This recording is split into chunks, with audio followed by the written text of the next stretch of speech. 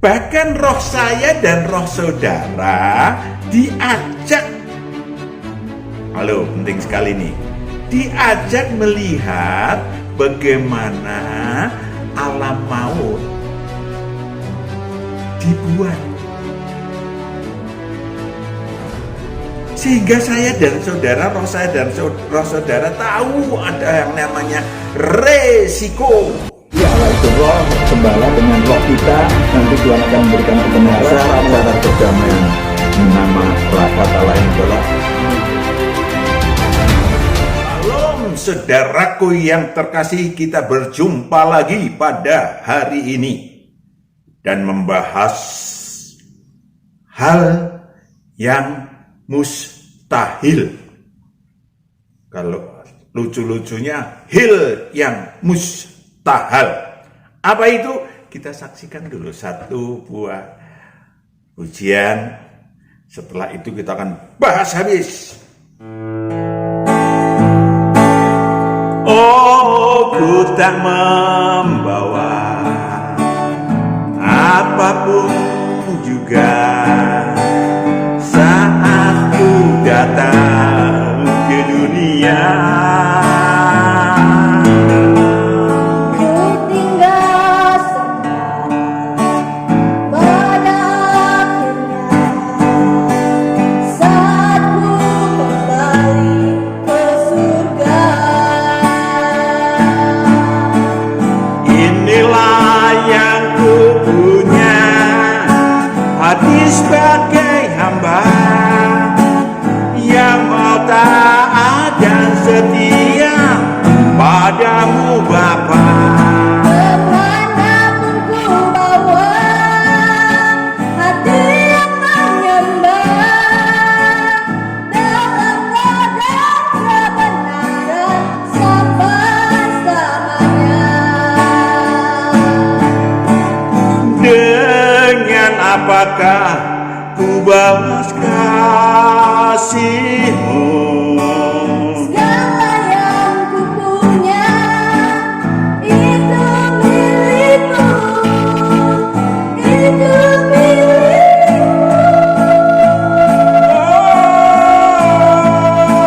Oh, inilah yang ku punya, hati sebagai hamba yang mau taat dan setia padamu Bapa.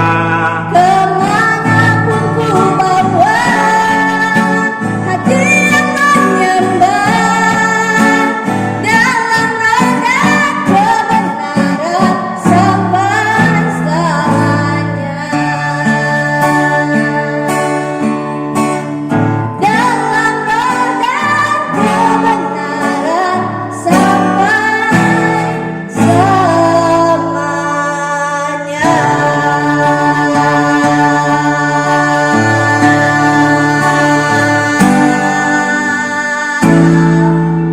Setiap roh manusia menyaksikan penciptaan bumi.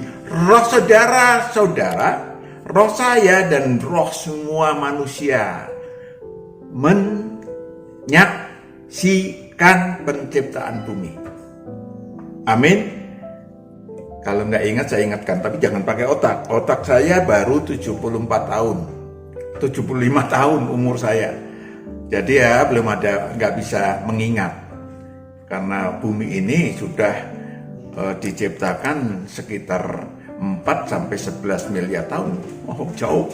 Maka roh kita yang menyaksikannya. Tentu saja ini sebetulnya pelajaran advance. Pelajaran pemuridan khusus. Namun karena banyak yang bertanya tentang hal-hal yang sadar jati diri dan sadar ilahi, sadar manusia, maka akan disampaikan di sini hal yang menyangkut hikmat ilahi. Hikmat ilahi. Hikmat ilahi yang tidak dapat ditangkap oleh akal dan pikiran, tidak dapat ditangkap oleh panca indera manusia. Jadi ini hal yang ilahi. Ayat apa itu nanti? Mari. Pertanyaan pertama adalah, benarkah roh-roh manusia menyaksikan proses terjadinya bumi? Yes, sure. Bumi beserta alam raya adalah tempat pendidikan, penggemblengan, dan seleksi dari calon anak-anak Allah. Saudara dan saya sudah berani turun ke bumi. Sesungguhnya kenapa? Karena saudara dan saya rohnya adalah calon anak-anak Allah. Jadi dulu yang pertama mendaftarkan entah berapa miliar tahun lalu, kita di surga mendaftarkan. Tidak semua berani mendaftarkan. Saudara dan saya rohnya berani mendaftarkan untuk menjadi naik, tadinya ciptaan, menjadi anak Allah. Nah, saudaraku yang kekasih, untuk itu saya dan saudara dibuatkan satu areal yang namanya bumi dan alam raya untuk menjadi tempat pendidikan, penggemblengan, dan seleksi dari calon anak-anak Allah. Dan saudaraku, berita buruknya adalah bahwa yang bisa kembali ke surga kekal, yang lulus, yang terseleksi hanya 1/3, sepertiga dari seluruh roh manusia yang pernah turun ke bumi. Ya, yang lain masuk neraka kekal. Mungkin kebanyakan adalah karena juga selain ikut iblis juga mereka bermegalomani ria. Saudaraku yang kekasih, maka tatkala saya dan roh saya dan roh saudara turun dari surga kekal, dipimpin oleh Sang Anak Domba bersama malaikat-malaikat terang dan 7, artinya tak terhingga Roh Kudus, maka saya dan saudara, roh saya dan roh saudara berada di taman di Eden bumi. Ya, di Eden bumi. Ada direksi kitlah kalau kita sebut, yang dibuat oleh Sang Anak Domba sambil menunggu proses kejadian bumi yang panjang, proses panjang bermiliar tahun. Maka Allah yang Maha Adil menetapkan berkenan saya, roh saya dan roh saudara menyaksikan rumah kita, tempat belajar kita, sekolahan kita, roh kita, sekolahan roh kita, dan yang kemudian dikasih tubuh alamiah ini untuk sebagai sarana bersekolah di bumi ini. Jadi waktu terjadinya kita nongkrong, ngeliat, belajar. Ya, sebagai makhluk dinamis dipersilahkan memilih tempat kehidupan saya dan saudara. Jadi saya dan saudara selama di Eden belajar bermacam-macam teori tentang segala yang namanya perbuatan baik dan jahat, hukum sebab akibat, dan lain-lain. Maka kita disuruh menyaksikan bagaimana Sang Firman, bagaimana Sang Anak Allah meletakkan dasar bumi. Ayub 38 ayat 4-7. Ayub 38 ayat 4-7. Di manakah engkau ketika aku meletakkan dasar bumi? Ceritakanlah kalau kau mempunyai pengertian. Siapakah yang telah menetapkan ukurannya? Siapakah yang telah menetapkan ukuran bumi yang sekarang ini segitu? Besar sekali ya. Enggak juga kalau dibandingkan dengan surga. Enggak juga kalau dibandingkan dengan alam raya. Lanjut. Bukankah kau mengetahuinya? Yes, engkau mengetahuinya, rohmu mengetahuinya. Atau siapakah yang telah merentangkan tali pengukur padanya? Atas apakah sendi-sendinya dilantak? Oh, saudaraku yang kekasih, atas apakah sendi-sendinya dilantak? Halo, cagaknya apa sih cagaknya? Kalau orang Jawa bilang cagaknya apa bumi ini? Sehingga bisa atau ngegantung-gantung gitu, cagaknya apa? Kita tahu bagaimana Allah menciptakan apa yang disebut sebagai gaya tarik apapun namanya sekarang. Kita tahu. Lanjut. Siapakah yang memasang batu penjurunya? Ya. Siapa yang memasang batu penjurunya? Di dekat mana? Jauh dari matahari, dekat matahari, atau dan seterusnya. Sampai proses penetapan batas laut dan darat, sampai pada pembentukan awan yang merupakan sarana berlangsungnya langgengnya air. Ayub 38 ayat 8 sampai 11. Ayub 38 ayat 8 sampai 11.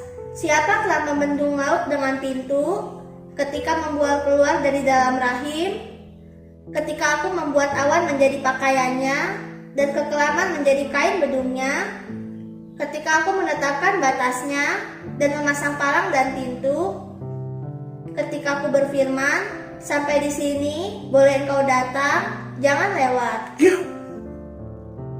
Aneh ya, sekarang kita menyaksikan, mata kita menyaksikan, fisik kita menyaksikan bagaimana batasan laut, nggak bisa menaikin darat dan seterusnya. Ya, udah ditentukan. Ayat 7 tadi ada yang ketinggalan bukan? Pada waktu bintang-bintang fajar, Pada waktu bintang-bintang fajar bersorak-sorak bersama-sama, dan semua anak Allah bersorak-sorai, semua anak Allah bersorak-sorai. Malaikat terang menyaksikan, saudara dan saya, roh saudara dan roh saya menyaksikan. Lanjut.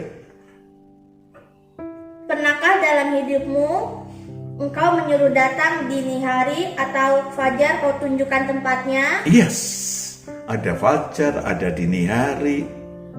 Ya, tidak ada di surga. Saudaraku, di tempat kita berasal tidak ada itu.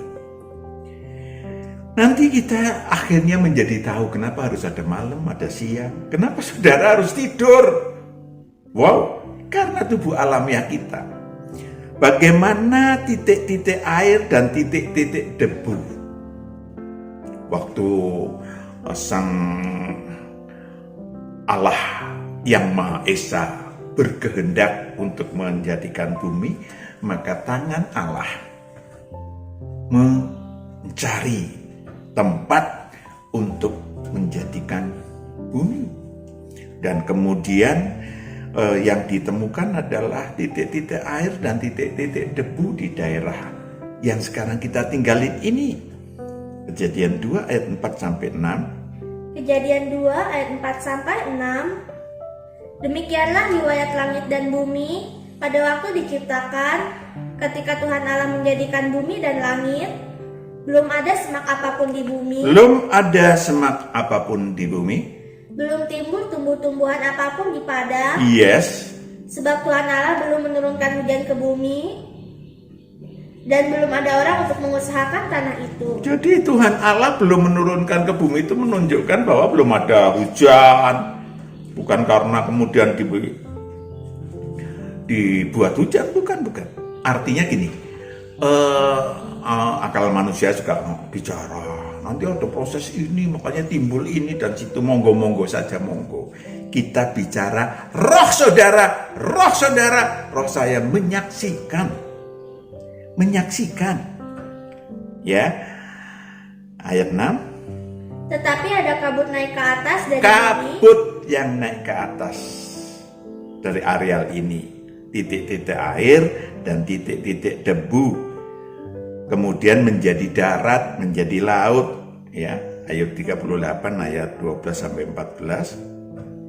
Ayub 38 ayat 12 sampai 14. Pernahkah dalam hidupmu engkau menyuruh datang dini hari atau fajar kau tunjukkan tempatnya untuk memegang ujung-ujung bumi, sehingga orang-orang fasik dikebaskan daripadanya? Bumi itu berubah seperti tanah liat. Bumi berubah seperti tanah liat. Ya, titik air kita kenal lah sekarang. Titik air sama debu pekat kemudian berubah menjadi tanah liat dan seterusnya. Bahkan roh saya dan roh saudara diajak, halo penting sekali nih, diajak melihat bagaimana alam maut dibuat.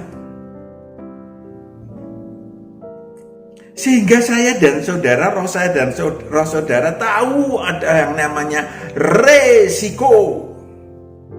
Ya kan? Ada resiko. Rohnya bisa masuk ke alam maut kalau salah.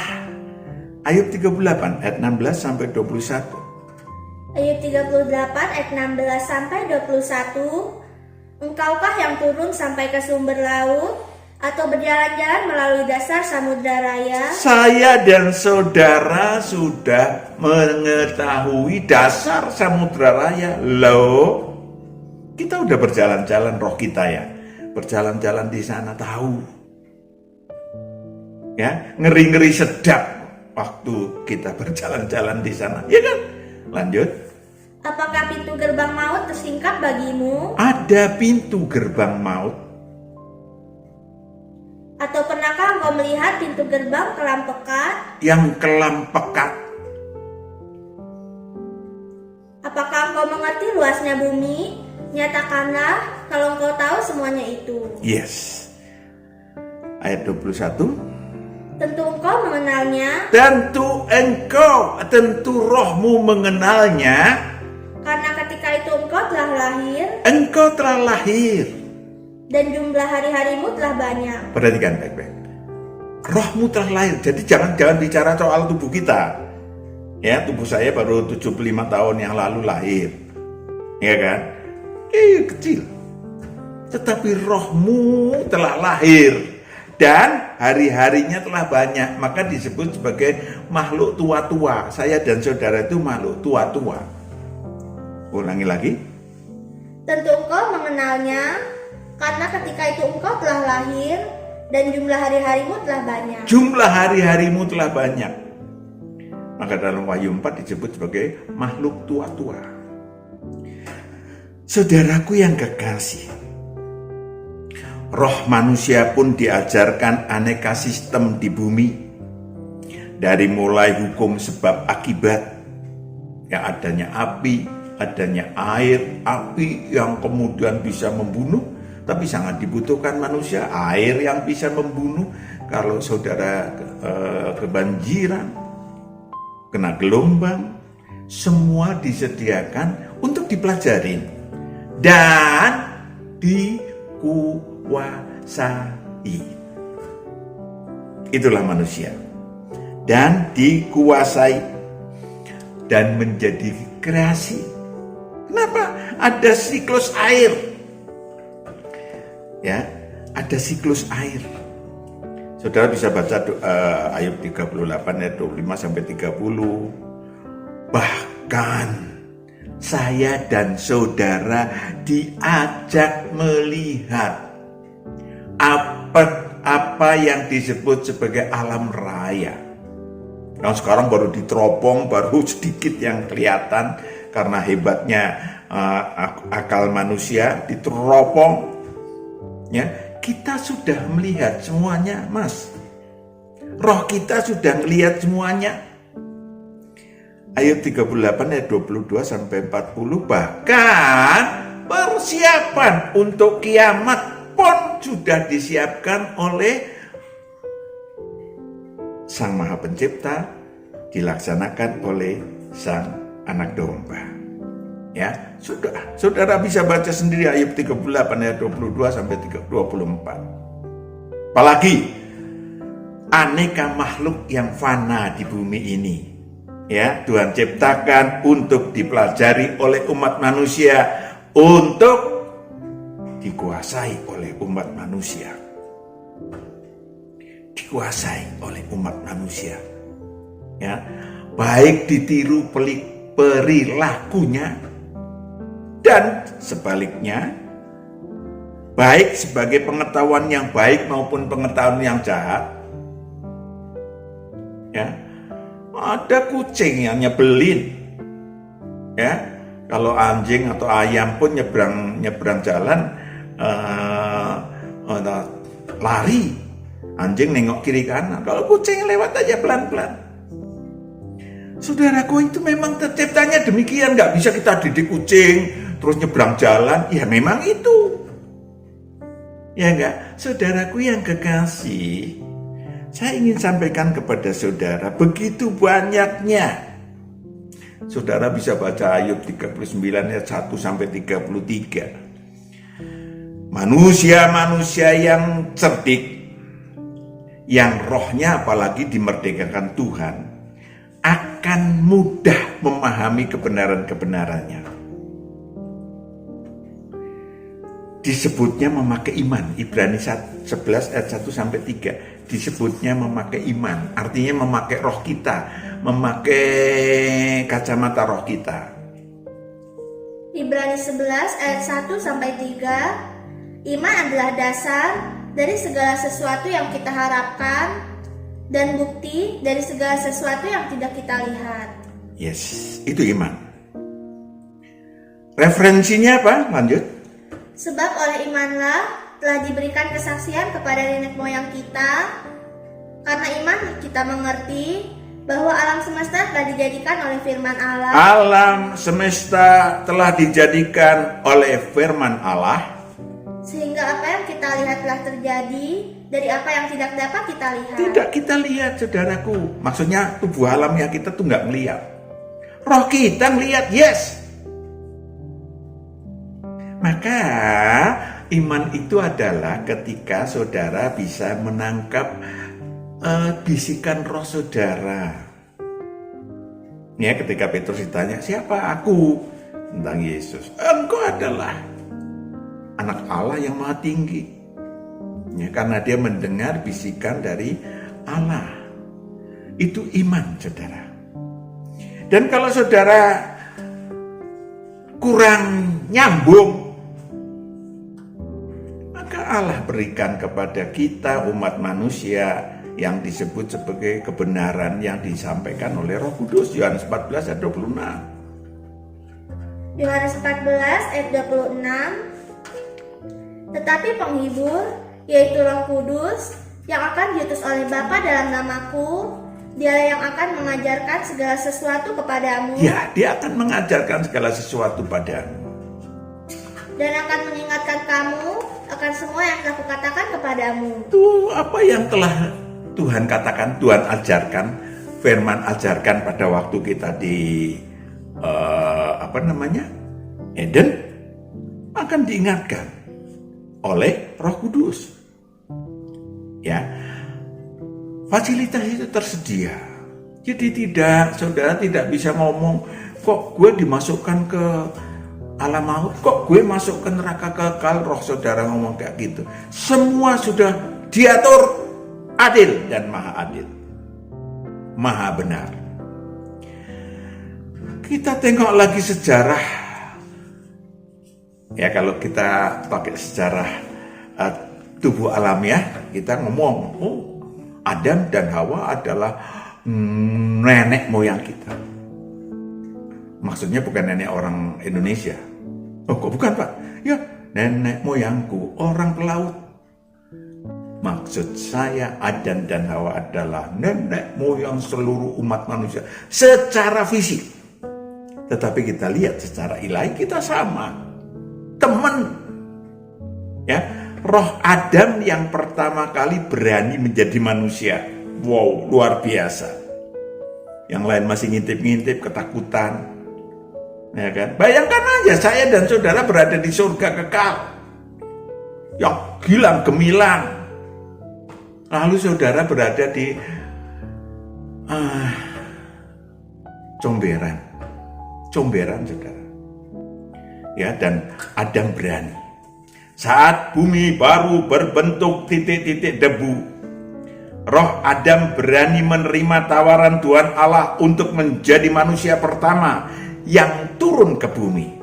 Kejadian 2 ayat 4 sampai 7. Kejadian 2 ayat 4 sampai 7. Demikianlah riwayat langit dan bumi Pada waktu diciptakan, ketika Tuhan Allah menjadikan bumi dan langit, belum ada semak apapun di bumi. Belum ada semak apapun di bumi. Perhatikan baik-baik bagaimana Adam tercipta, dibentuk. Belum timbul tumbuh-tumbuhan apapun di padang, sebab Tuhan Allah belum menurunkan hujan ke bumi, dan belum ada orang untuk mengusahakan tanah itu. Yes, and then? Tetapi ada kabut naik ke atas dari bumi, Baru ada kabut, titik-titik air dan titik-titik debu. Lanjut. dan membasahi seluruh permukaan bumi itu. Ketika itulah Tuhan Allah membentuk manusia itu dari debu tanah dan menghembuskan nafas hidup ke dalam hidungnya. Demikianlah manusia itu menjadi makhluk yang hidup. Yes, itulah Adam. Diberi tubuh alamiah yang dibentuk oleh Tuhan Allah. Sementara saya dan saudara, roh-roh saya dan saudara menyaksikan sambil ketakutan. Waduh, bahaya itu. Ya, saudaraku yang kekasih, kita sedang belajar teori tentang hikmat ilahi. Kemudian Tuhan Allah menciptakan, kan belum ada kan? Mau ditaruh mana coba ada? Belum ada bumi yang seperti saudara dan saya. Lalu bagaimana nih? Lalu ayat 8. Selanjutnya Tuhan Allah membuat taman di Eden di sebelah timur. Disitulah ditempatkannya manusia yang dibentuknya itu. Yes. Lalu dibentuklah Taman Eden atau Firdaus untuk menjadi hunian daripada manusia Adam. Juga jelas saudaraku yang kekasih, kalau di bumi secara fisik, Adam dan Hawa pada hari ke-6. Betul, nggak salah.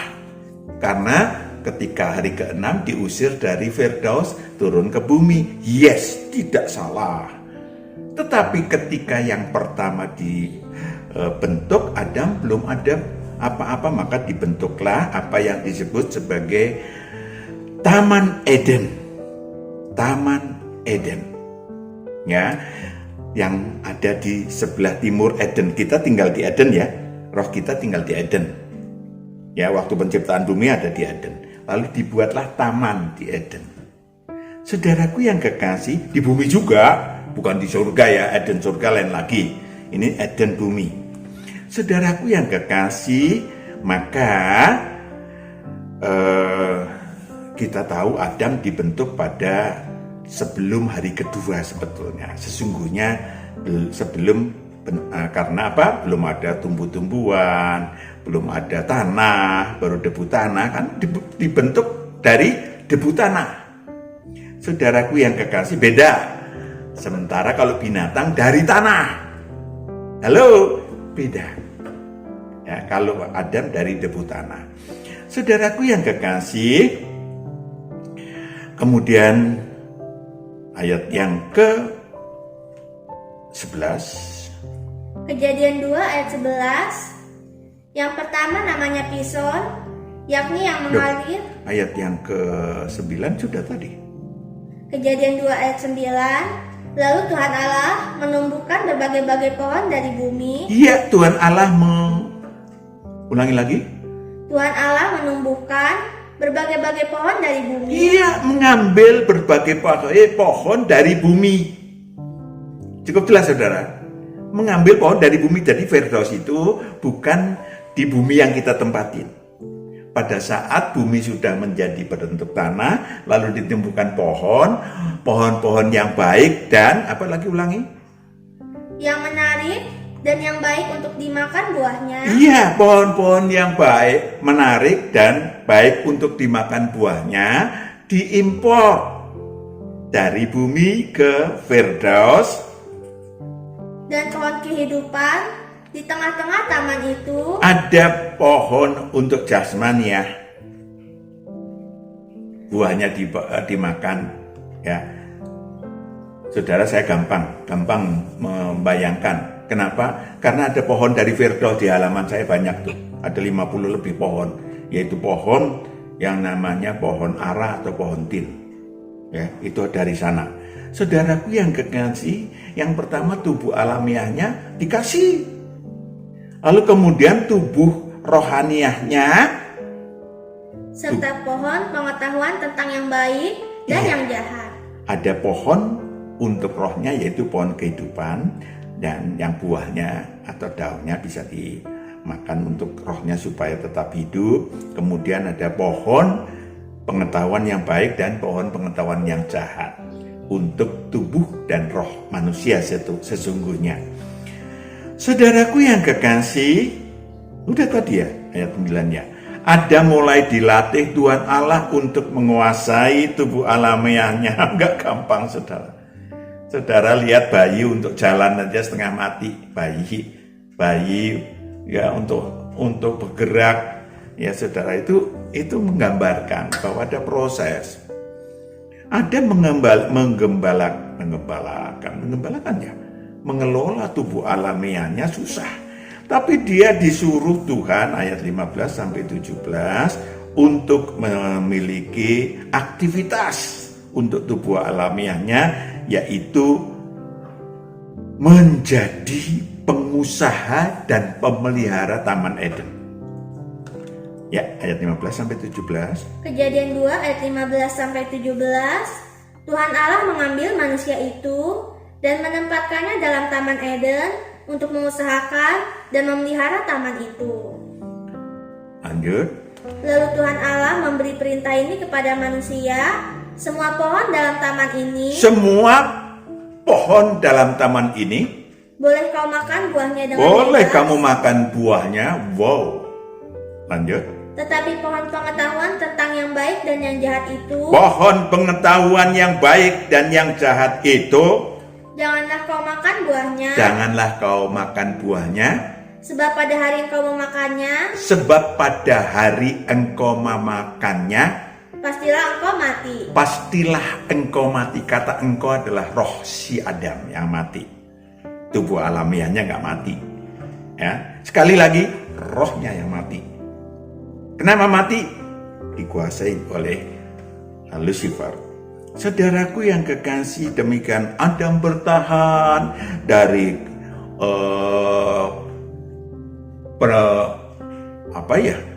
dari mulai penciptaan bumi pada penciptaan kedua, periode kedua sampai ke-6. Wah, berapa lama itu? Kalau 1 miliar aja sudah berarti 4 miliar tahun apa 3 miliar tahun untuk Adam. Dan kemudian terjadilah Adam dapat teman yang super cantik. Nggak ada yang lebih cantik dari nenek Hawa, saudara. Nggak ada yang lebih cantik. Ya, dan kemudian terjadilah, nanti aja saya ceritakan ya nanti tentang Adam dan Hawa, kejar-kejaran di Firdaus nanti. Sekarang kita lanjutkan, siapa sesungguhnya yang melaksanakan penciptaan bumi?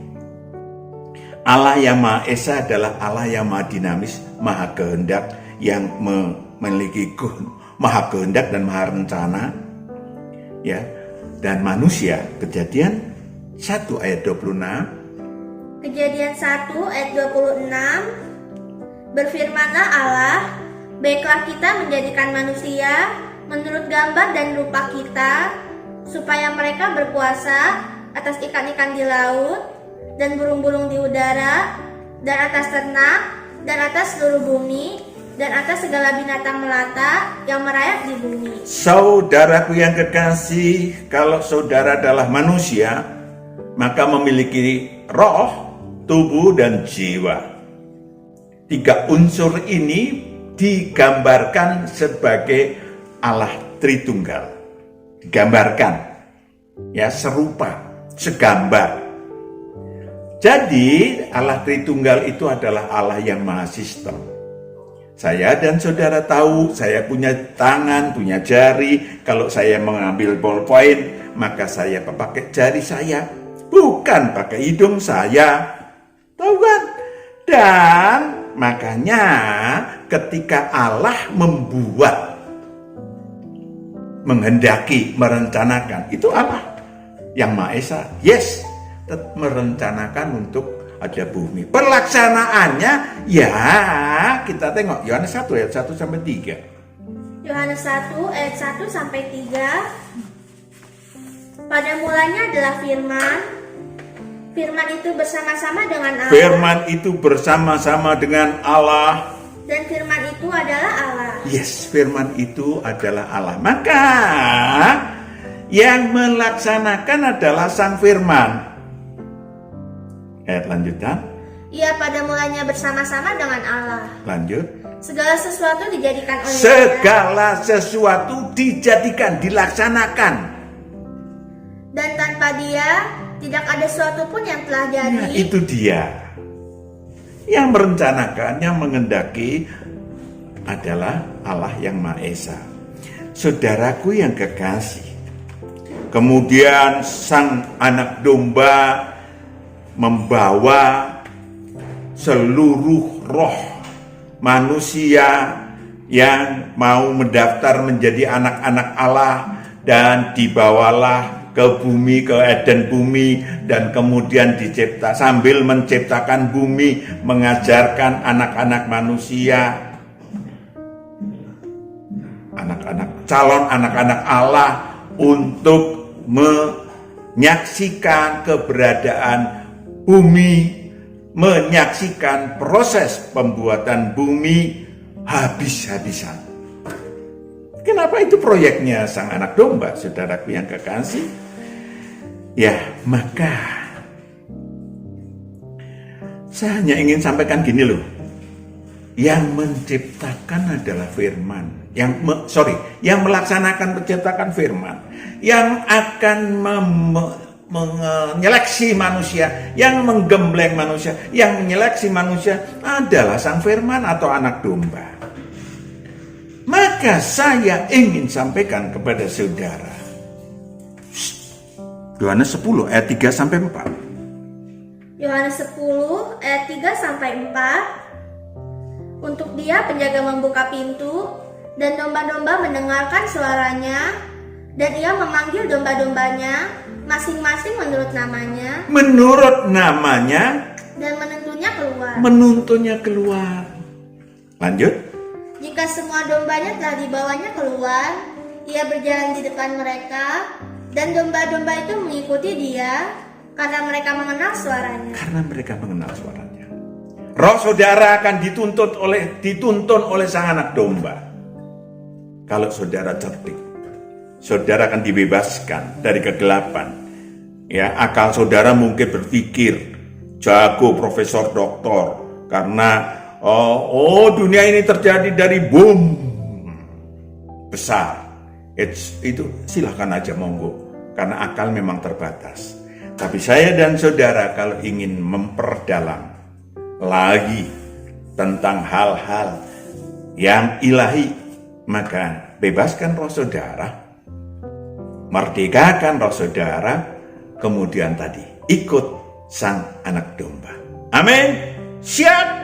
Kita berdoa. Bapa di surga, anak-anakmu yang telah menunggu penggembalaan secara pribadi daripadamu, mari engkau hadir dalam kehidupan anak-anakmu untuk mengajar, menggembalakan, mendidik anak-anakmu, supaya dalam seleksi akhir nanti anak-anakmu boleh kembali bersama-sama ke surga kekal menjadi anak-anak Allah yang maha tinggi. Dalam Kristus Yesus hamba berdoa. Haleluya. Amin. Tuhan memberkati.